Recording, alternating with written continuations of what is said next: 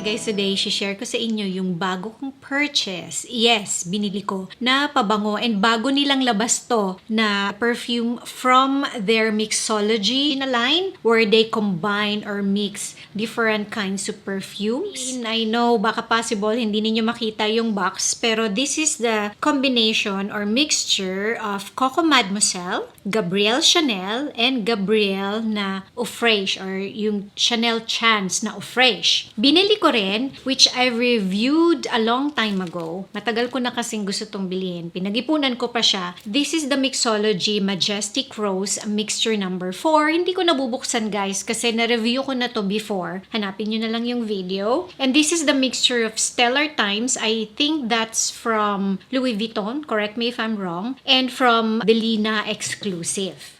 Kung gusto nyo lang ng twist na pabango ng Delina kasi parang ang dami ng copies, ang dami ng iba-ibang versions nun. Ito parang medyo fresh siya ng konti. So, unahin ko muna tong Coco, tawag nila Coco, kasi may pinadala din sila sa aking 2 bottles and this is for men. Thank you very much Perfume AEPH for sending me these 2 bottles. Pero mamaya na yon, ito munang binili ko. So, etong Coco, ayan, malaking bottle siya. May mga sample sizes naman sila. So, amoy Coco Mademoiselle siya. Pero mas floral and mas airy. Nakaka-happy yung amoy niya. Maganda siya for everyday. Alam niyo yung minsan pag gusto niyo gamitin yung Coco Mademoiselle, I think yung tapang kasi nung patchouli niya, parang it's too much. Sometimes, lalo na pagka mainit yung weather, eto, yes, maamoy mo yung patchouli, pero mas ano siya mas lighter. Siguro nga kasi mas airy siya. Malakas din siya. Ganyan naman si L'Oxodor usually. Malakas talaga yung mga perfumes na tinitimpla nila. Pwede siyang pang bridal na perfume. May scent trail din siya. If you like Coco Mademoiselle with a twist, yung parang less heavy ang dating, try this one. Naisip ko dito actually, alam niyo yung mga dalaga, ang bango-bango, ang ganda-ganda, ang gaganda ng mga kuko, nakakulay yung hair, alagang-alaga yung mga sarili. Ganun yung naiisip ko sa kanya habang inaamoy ko siya. After 15 minutes, magto-tone down yung Coco Mademoiselle and then mas lalamang yung parang mga fresh na florals.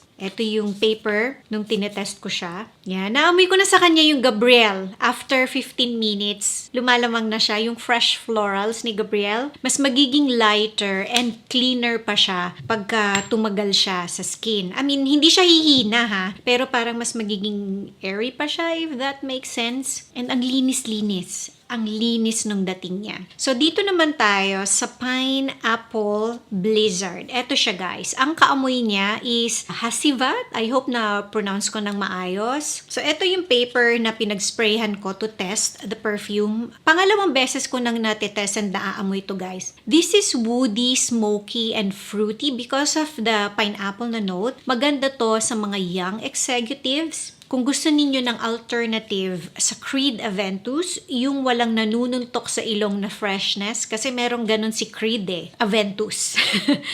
Ito okay to. Ayun lang, pagkaayaw ninyo yung pabango na may pagka-smoky, baka hindi ninyo siya magustuhan, pero give this a try. Ilalagay ko naman yung link sa description box below kung saan kayo makakabili nito. Meron silang parang mga sample sizes para matest ninyo, matry muna ninyo. Maganda to pagka naka-aircon or yung malamig na weather, umuulan, burr season, yan, special events, yan yung mga nasa ballrooms, basta naka-aircon na malakas. Next naman is itong Plum Perfect and ang kaamoy naman niya is yung 1 million from Paco Rabanne. I think yung 1 million na pang lalaki to, hindi yung pang babae. Naisip ko sa kanya para siyang masculine na version ni Lullaby from L'Oxodor din. Napadala din sa akin yun and na-review ko na yon. Parang sarili yata nilang formulation yon. Eto magandang pang groom na pabango. Elegant siya. Woody pero fresh. Nagustuhan to ng husband ko actually. To him, it's strong but not heavy. dewy. So maganda siya sa weather natin sa Pilipinas. To me, hindi siya kaamoy na kaamoy ni 1 million. Siguro sa dry down. Pero ilang beses ko pa lang naman kasi naaamoy si 1 million. Natatamisan kasi ako sa pabango na yon. This one, hindi ako masyadong natatamisan sa kanya. Pero it's really nice. It's really nice, guys. Nung una ko siyang tinitest, gusto ko siyang gamitin sa sarili ko. Sabi ko, no, parang kaya ko siyang gamitin. But, nung tumapang na yung pine na note, nung nag-dry down na, nung medyo mas lumabas na yon, talagang panglalaki siya, guys. Sobrang panglalaki siya. And, another thing, meron siyang tuberose and meron din siyang salt na note. Kung gusto ninyo, nung Jo Malone, na wood sage and sea salt, pero hindi nyo siya masyadong maamoy sa sarili ninyo, and parang ito nagkaroon ng leather na note, medyo mas lumakas na siya, try this. I think para siyang malakas, mas parang rounded. I think maganda siyang parang alternative, pero hindi siya kaparehas na parehas ni